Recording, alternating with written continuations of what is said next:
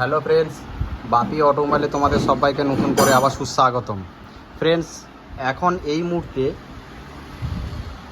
মুহূর্তে যে স্কুটিটা আছে আমার কাছে, সেটা দেখতে পাচ্ছ তোমরা, অ্যাক্টিভা 125 হিট BS4 মডেল।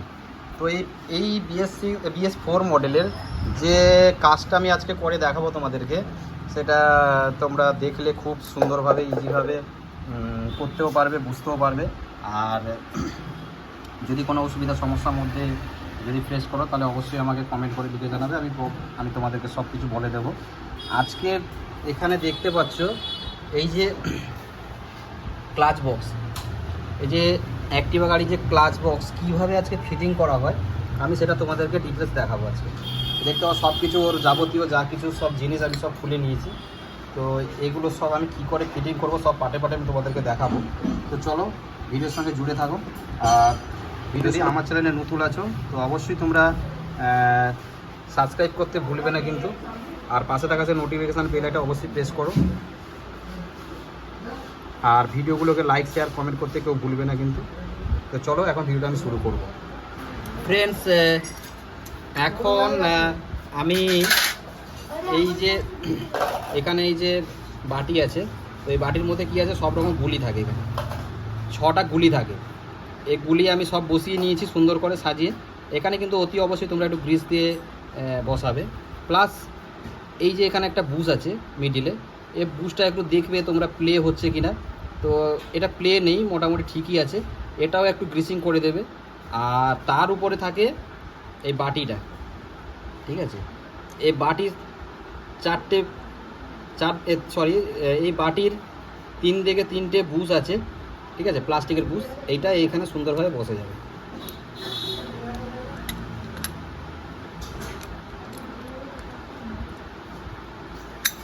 বসে গেল সুন্দর খাপে খাপে। এবার এইভাবে ধরবো। এই যে এখানে যে রডটা আছে, এই রডটাতে আমি একটু গ্রিসিং করে নিয়েছি, দেখতে পাচ্ছ তোমরা, গ্রিস করে নিয়েছি। এবার এটাকে এখানে বসিয়ে দিলাম, ঠিক আছে। এবার তারপরে কি দেব, এই যে ফ্যান বেল্ট আছে, এটাকে বেল্ট বলা হয়। এই বেল্টটাকে সবসময় সোজা করে দেব।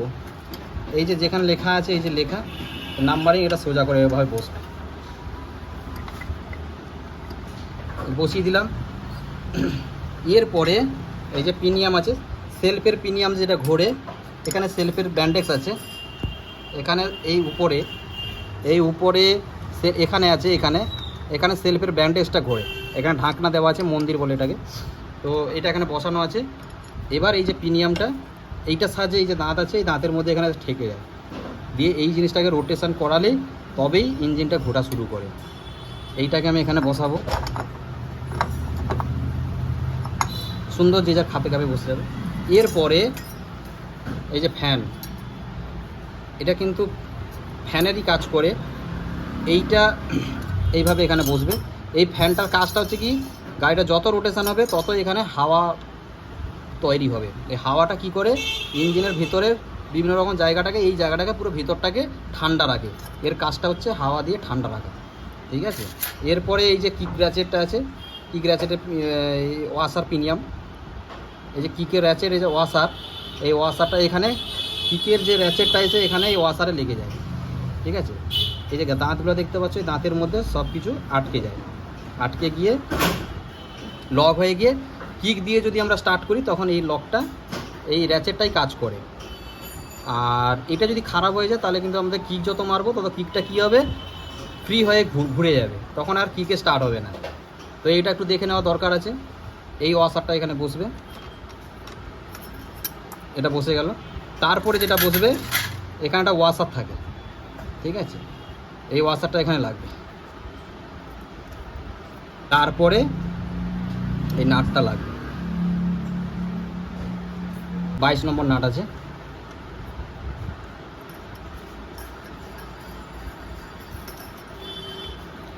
এবার এটাকে আমি টাইট করে নেব।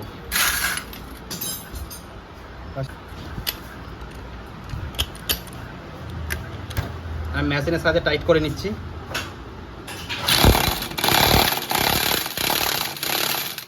টাইট হয়ে গেল। এরপরে এইটা হচ্ছে ক্লাস শু, এটা ফ্লাই আছে। এইটা এইটা এই শুর সাহায্যেই কিন্তু এই গাড়িটা যে বিভিন্ন রকম গুলির কাজ হচ্ছে, বিভিন্ন রকম মানে বেলটাকে আঁকড়ে ধরা। আর এই শুর কাজটা হচ্ছে এইটা ফাঁক হয়ে গিয়ে এই বাটির মধ্যে চিপকে ধরে রাখবে। যত ধরে রাখবে তত জিনিসটা কি হবে, বেলটাকে টেনে ধরে রেখে গাড়িটাকে সামনে এগিয়ে নিয়ে যাওয়ার চেষ্টা করবে। এর কাজটা হচ্ছে এইটাই। এটা ক্লাস শু। এই ক্লাস শুটা দেখে নেবে তোমরা ভালো করে। এবার সেকেন্ড হচ্ছে এই জিনিসটা অনেক সময় প্লে থাকে, এইটা প্লে আছে নাকি একটু নাড়িয়ে দেখে নেবে। এটা প্লে নেই, এটা পুরো ওকে আছে। এরপরে আর এই ভেতরে একটু গ্রিস করে দিতে হবে। এই ভেতরে একটু গ্রিস মাখিয়ে নিয়েছি আমি, ঠিক আছে। এবার এটাকে এখানে ফিটিং করব।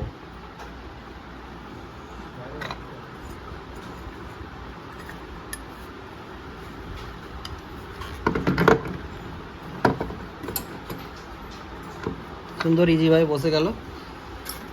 এরপরে এই বাড়িটা বসিয়ে দেবো। সব কিছু আমি পরিষ্কার করে নিয়েছি, বসে গেল। এরপরে এই ওয়াশার থাকবে, এরপরে নাট থাকবে।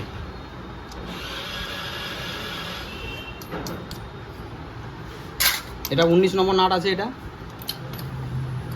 এবার এটাকে আমি টাইট করে নেব।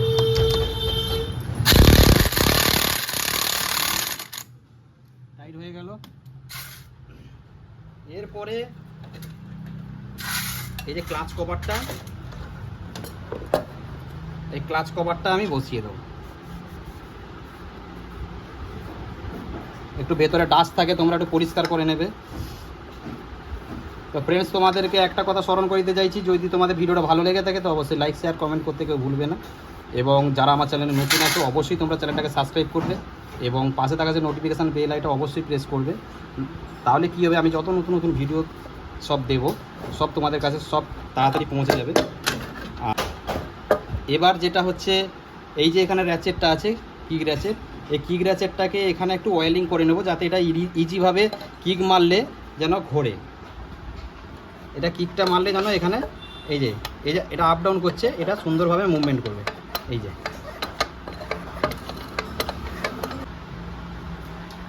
এখানে একটু অয়েল দিয়ে গ্রিস মাখানো ছিল, তাও আমি একটু অয়েল দিয়ে দিলাম যাতে জিনিসটা একটু ভালো করে ইজিভাবে খেলে।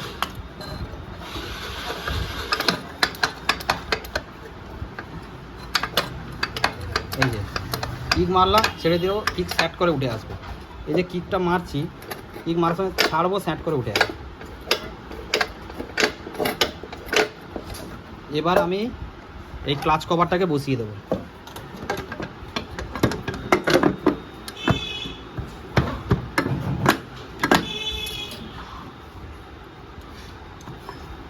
এবার যত 8 নম্বর নাট আছে সব নাট আমি আস্তে আস্তে করে টাইট করে নেব।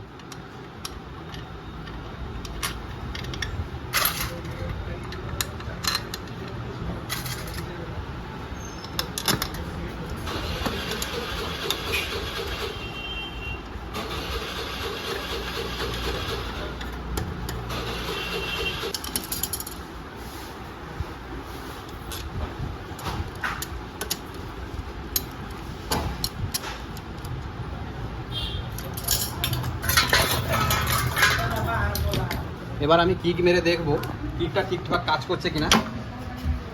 কিক মেরে দেখবো, এটা